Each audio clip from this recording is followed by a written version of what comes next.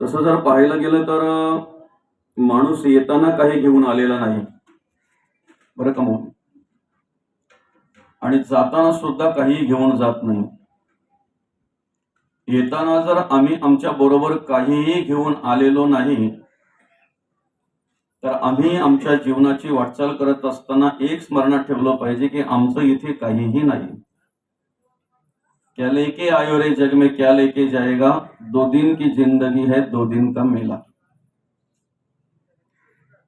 आयुष्यभर जे काही आम्ही गोळा करतोय, जे काही साठवितोय, त्यापैकी जर जातानाही आम्ही काहीही घेऊन जाणार नाहीत, तर मग जे साठवतोय ते सुद्धा आमचं नाही याचं स्मरण माणसाने ठेवायला पाहिजे, याची आठवण माणसाने ठेवायला पाहिजे, बरं का मौली. आणि नेमकं होतंय काय मग, याचं विस्मरण झाल्यामुळे, याची आठवण न राहिल्यामुळे जे मिळतंय ते आम्ही आमचं समजतोय, जे प्राप्त होतंय ते आम्ही आमचं समजतोय, त्याच्याविषयी आमच्या अंतःकरणामध्ये ममत्व निर्माण होते, आसक्ती निर्माण होते. ते माझं आहे, ते माझं आहे म्हणून त्या ठिकाणी ती माया निर्माण होत असते, आपुलकी निर्माण होत असते. आणि हीच माया, हीच आपुलकी, हीच आसक्ती आणि हेच ममत्व माणसाच्या दुःखाला कारणीभूत ठरत असते, माणसाच्या दुःखाला कारणीभूत ठरत असते, बरं का मौली. एखाद्या गोष्टीची तुम्हाला अपेक्षा आहे, आशा आहे, अमुक मला मिळालं पाहिजे, बरं का. ते मिळालं म्हटल्यानंतर मग तुम्हाला आनंद आहे, ते मिळालं म्हटल्यानंतर आनंद आहे. ज्या गोष्टीची आशा आहे, अपेक्षा आहे, ते मिळण्यासाठी आम्ही प्रयत्न करतोय, ते मिळालं की आम्हाला आनंद आहे. मिळाल्यानंतर आनंद आहे आणि आनंद असून सुद्धा आम्ही ते आमचं आहे म्हणून स्वीकारतोय, माझं आहे म्हणून स्वीकारतोय, बरं का, माझं आहे म्हणून स्वीकारतोय. आणि एकदा माझं म्हणून स्वीकारलं, ममत्व निर्माण झालं, त्या गोष्टीची आसक्ती निर्माण झाली की ती गोष्ट आम्ही शेवटपर्यंत आमचीच राहो अशी अपेक्षा ठेवतो, नाही का. ती गोष्ट आमचीच राहो, आमचीच आहे, माझीच आहे, मलाच मिळावी अशी अपेक्षा आम्ही आमच्या अंतःकरणामध्ये ठेवतो. आणि मग नेमकं सृष्टीचा नियम काय, जे दिसतंय ते नसतंय. साधं उदाहरण आहे, आपण कुठल्या गोष्टीची अपेक्षा करतो, दिसती त्याची की नाही, दिसत नाही त्याची. प्रत्येकाची अपेक्षा एकच आहे, जी दिसतंय ते मागणं. जे दिसतंय तेच मागतो आपण, जे दिसतंय त्याचीच अपेक्षा आपण करत असतो, त्याचीच आशा आपण करत असतो, ते मिळावं म्हणून प्रयत्न करत असतो. जे दिसत नाही त्याच्याविषयी आमच्या मनामध्ये काही विचारच नाही, कुठलाच विचार नाही. आणि म्हणून मग काय होतंय नेमकं, नाशिवंत आहे, जाणार आहे अशा गोष्टींची आम्ही अपेक्षा करत असल्यामुळे, बरं का, अशा गोष्टींचा आम्ही विचार करत असल्यामुळे कालांतराने ती गोष्ट नाश पावते किंवा आमच्यापासून दूर होते. आणि मग काय होतंय माऊली, एकदा आमच्यापासून दूर झाले किंवा नाश पावले की मग काय आहे, मिळाल्याचं सुख आहे, दूर गेल्याचं दुःख आहे. मिळाल्याचं सुख आहे, आनंद आहे, आमच्यापासून बाजूला झाली दुःख आहे, आमच्यापासून बाजूला झाली दुःख आहे, बरं का मौली. आता या ठिकाणी कार्य करत असताना आमच्या मनाची ओढ काय, बरं, आमच्या मनाला काय आवडतंय, जे सत्य आहे ते आवडतंय की असत्य आहे ते आवडतंय. आता बसलोय आपण कुठे, प्रवचनाला, बरोबर आहे की नाही, प्रवचन श्रवण करतोय आपण, प्रवचन श्रवण करतोय. प्रत्येकाने आपल्या मनाला विचारा, आम्ही मनापासून बसलोय की तनापासून बसलोय, आम्ही मनाने श्रवण करतोय की तनाने श्रवण करतोय. आता जे तनाने श्रवण करतात त्यांना जरा तिकडे काय दिसलं की लगेच त्यांची नजर तिकडे जाते. जे मनाने श्रवण करतात तिकडे काही असू द्या, आम्हाला प्रवचन श्रवण करायचंय. काय जे तनाने बसलेत ना, फक्त ध्याने, जरा कुठे तिकडे कोणी येऊ द्या, काही येऊ द्या, लगेच पटकन तिकडे नजर जाते त्यांची, कारण इथे एकाग्र नाहीत ना. रस्त्याच्या बाजूला असल्याचा हा फायदा आहे, कार्यक्रम रस्त्याच्या बाजूला असलेला हा फायदा आहे. कोण तनाने बसलाय आणि कोण मनाने बसलाय हे लगेच समजतंय, बरं का मौली. आमच्या मनाला आवड काय माहितीये का, जे सत्य आहे ना ते लवकर स्वीकारत नाही मन, आणि असत्य आहे ना, खोटं आहे ना, खोटं लगेच स्वीकारतंय, लगेच त्याच्यावर विश्वास ठेवतंय. शेवटी त्या गोष्टीवर आपण विचार करणारच आहोत. बरं का. भगवंत म्हणतात तुम्ही ज्याची अपेक्षा करताय, ज्याच्याविषयी आशा ममत्व निर्माण होते ना, तेच तुमच्या सतत आठवणीत राहतंय, तेच सतत आठवणीत राहतंय. काही गोष्टी आमच्या आयुष्यामध्ये अशा आहेत की काही आवडीने करायच्या आहेत तर काही सवडीने करायच्या आहेत. काही गोष्टी आवडीने करायच्या आहेत तर काही सवडीने करायच्या आहेत. बरं का मौली. त्याच्यामध्ये दोन विषय आहेत, एक परमार्थ आणि एक संसार. परमार्थ आणि संसार. मला सांगा, परमार्थ आवडीने करायचा का सवडीने करायचा? संसार आवडीने करायचा का सवडीने करायचा? परमार्थ हा विषय आवडीने करायचा आहे, संसार हा विषय सवडीने करायचा आहे. आता आपल्या मनाला विचारा, आपण काय करतोय? आम्ही संसार आवडीने करतोय आणि वेळ मिळाला तर परमार्थ करतोय, म्हणजे परमार्थ सवडीने करतोय. दिवसभरातून वेळ मिळाला तर देवाच्या पुढे बसतोय, नामस्मरण करतोय, सवडीने करतोय. दिवसभरातून वेळ मिळाला तर ग्रंथ वाचन करतोय, सवडीने करतोय. दिवसभरातून वेळ मिळाला तर कुठेतरी भगवंताचं भजन करतोय, सवडीने करतोय. बरं का. सगळ्या प्रकारची कामं आटोपून झाली तर तीर्थक्षेत्री जातो, सवडीने करतोय. तिथे गेल्यावर पण रांग पाहून रांगेत उभं राहतो, नाहीतर मग मुख दर्शन घेऊन बाजूला होतो, सवडीने करतो. बरोबर आहे की नाही? सवडीने करतो. संसार आम्ही आवडीने करतोय कारण आम्ही उठल्यापासून, जागृत झाल्यापासून झोपेपर्यंत आमच्या मनात, आमच्या अंतःकरणात, आमच्या सर्वांगामध्ये फक्त संसाराचाच विचार असतो, संसाराचाच विचार असतो. तो आम्ही आवडीने करत असतो. संत काय म्हणतात, भगवंत काय म्हणतात, जे तुम्ही आवडीने करतात ना तेच तुमच्या अखंड लक्षात राहत आहे. आठवणीत काय असते आमच्या संसार की परमार्थ? जे आवडीने करतोय ते आमच्या सतत आठवणीत राहत आहे. आणि जे सतत आठवणीत राहतंय, ज्याची सतत सतत आम्हाला आठवण असते, मरणाच्या वेळेला आम्ही तेच आठवतो. मरणाच्या वेळेला तेच आठवेल ना. वर्षभर जो अभ्यास केलेला आहे परीक्षेच्या वेळेला तोच आठवेल ना. वर्षभर जो अभ्यास केलेला आहे परीक्षेच्या वेळेला तोच आठवेल ना, दुसरं कसं काय आठवेल? तसं आम्ही आमच्या आयुष्याची वाटचाल करत असताना जी कर्म, जे कार्य केलेलं आहे, आमच्या परीक्षेच्या वेळेला, आपली परीक्षा आहे ना, प्रत्येकाला परीक्षा द्यावीच लागणार आहे, प्रत्येकाला परीक्षा आहे, परीक्षेच्या वेळेला तेच आठवत आहे. भगवंत म्हणतात, जर तुम्हाला शेवटच्या वेळेला जे आठवतंय, मरणोत्तर जर तुम्ही त्यालाच प्राप्त होत असाल, बरं का मौली, जे तुम्हाला आठवतंय त्यालाच जर तुम्ही मरणोत्तर प्राप्त होत असाल, तर मरणोत्तर तुम्ही ज्याची आठवण करता मरणाच्या वेळी, मरणोत्तर तुम्ही त्यालाच जर प्राप्त होत असाल तर अखंड माझं स्मरण करा. मरणी जया जे आठवे तो तेची गती ते पावे, म्हणून सदा स्मरावे मातेची तुवा. बरं का. ज्या निमित्तानं आपण या ठिकाणी प्रवचन सेवा आयोजित केलेली आहे, आपलं हे ज्या निमित्तानं आपण या ठिकाणी प्रवचन सेवा आयोजित केलेली आहे, आपलं हे मुरबाड तालुक्यातील आणि आसोसे गावातील हे कोळेकर परिवार आणि कोळेकर परिवाराच्या मातोश्री कैलासवासी सेवंतबाई भाऊ कोळेकर आईसाहेबांना बुधवार दिनांक 25/3/2026 रोजी देवाज्ञा झाली. त्यांचं देहावसन झालं, त्यांचं वृद्धापकाळाने निधन झालं आणि त्यांच्या उत्तर कार्यांच्या निमित्तानं आपण आज या ठिकाणी ही प्रवचन सेवा आयोजित केलेली आहे.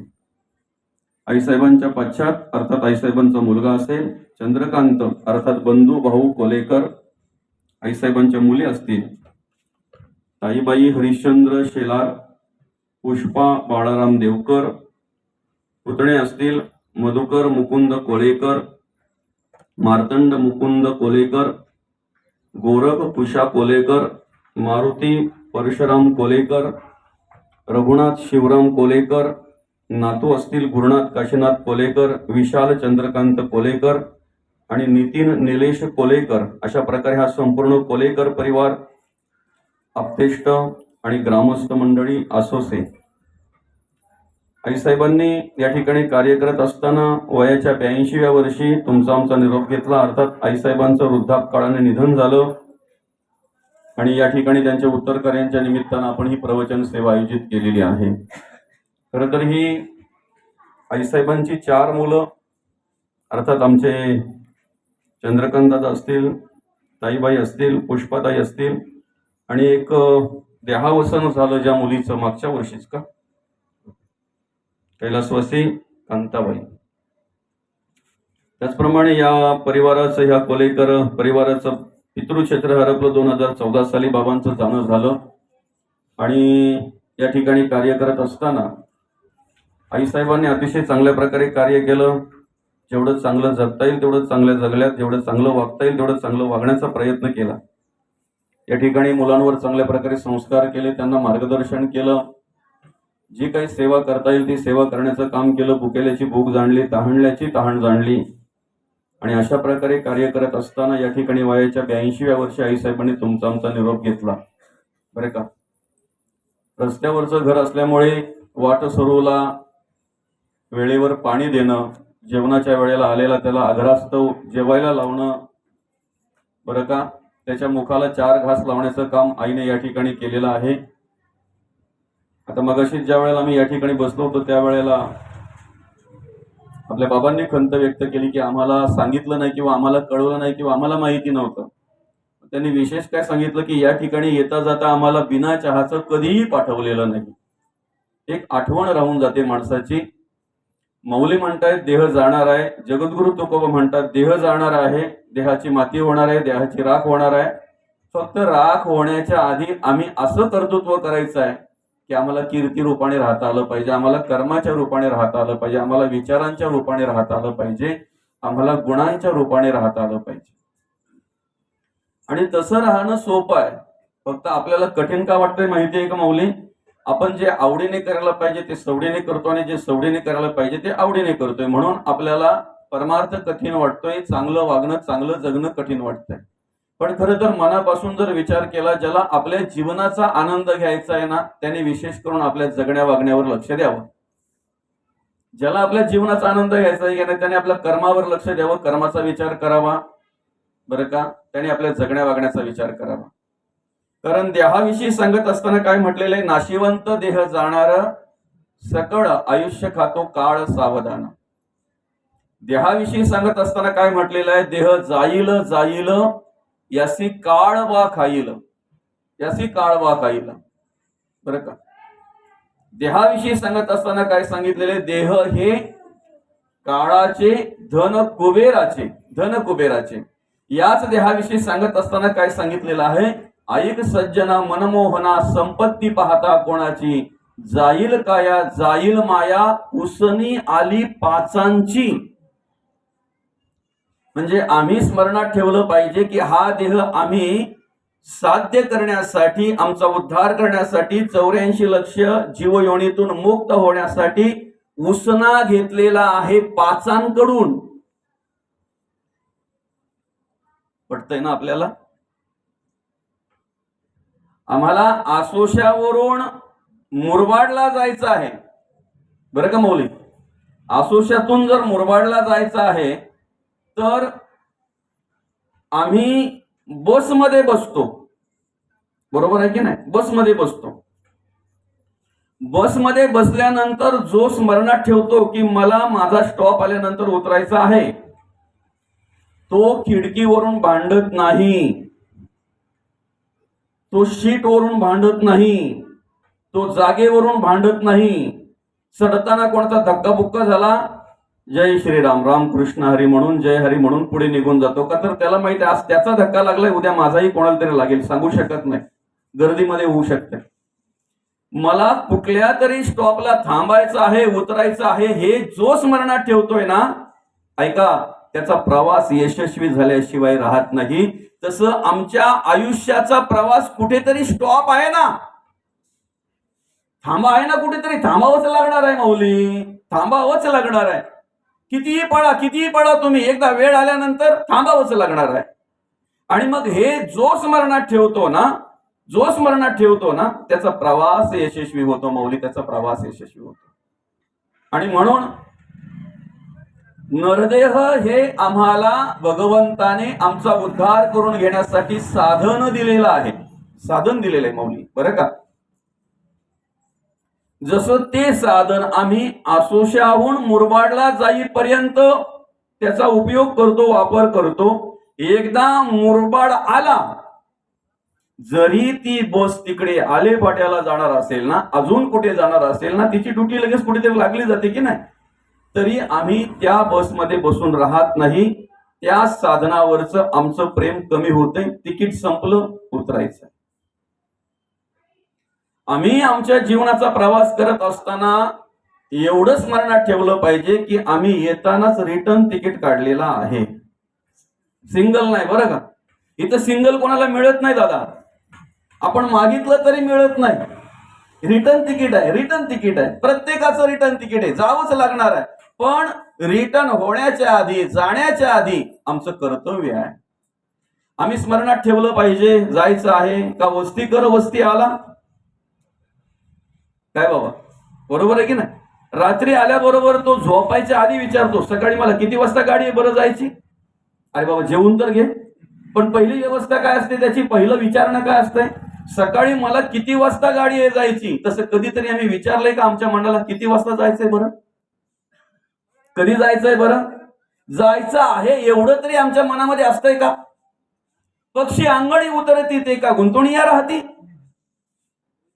एकदा दाणे वेचून झाले की बरोबर ते निघून जातात, त्यांना आठवण होते.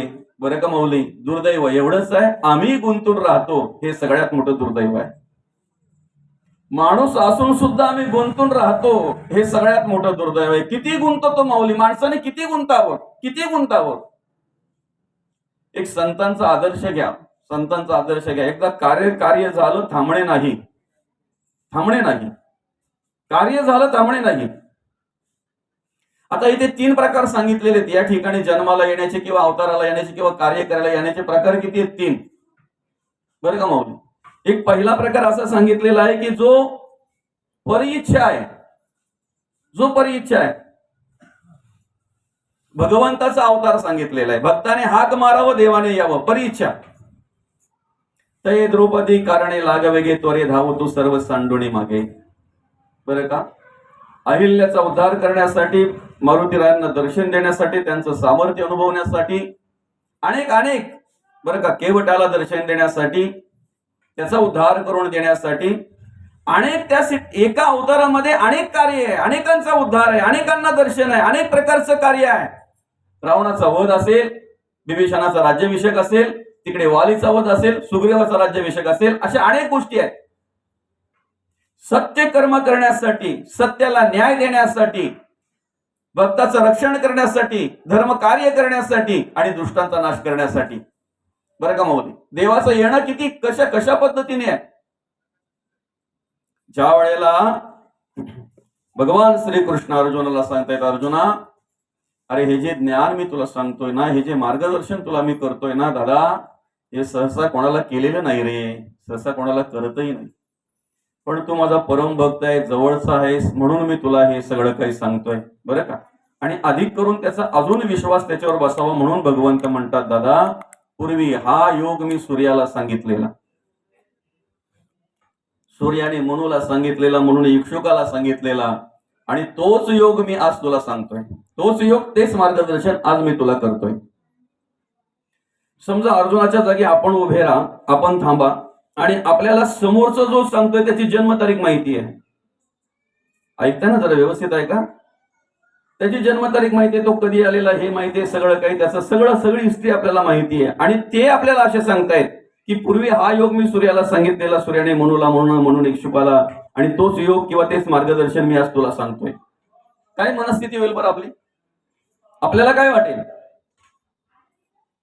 तिकडे अर्जुन असताना सुद्धा अर्जुनाच्या मनामध्ये विचार आला आणि काय म्हणतोय, देवा माझ्या भ्रमाचं निरसन होईल असं काहीतरी सांगा, माझ्याकडे भ्रम येईल असं काही सांगू नका. माझ्या भ्रमाचं निरसन होईल असं काहीतरी सांगा, माझ्याकडे भ्रम येईल असं काही सांगू नका. भगवंत म्हणतात, का रे बाबा, सूर्य कधीचा, मनु कधीचा, इक्ष्वाकू कधीचा, आणि तुमची जन्मतारीख तर मला माहिती आहे, माझी जन्मतारीख तुम्हाला माहिती आहे. भ्रम येईल असं काही सांगू नका ना. आणि मग भगवंत म्हणतात, दादा जेव्हा जेव्हा धर्मावर ग्लानी येते, ऐका, जेव्हा जेव्हा भक्त संकटामध्ये असतात आणि जेव्हा जेव्हा दुष्ट मातले जातात ना, तेव्हा तेव्हा मला अनेक वेळा या ठिकाणी अनेक अवतारामध्ये यावं लागलेलं आहे.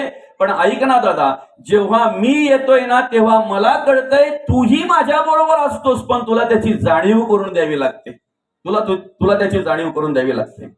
आणि मग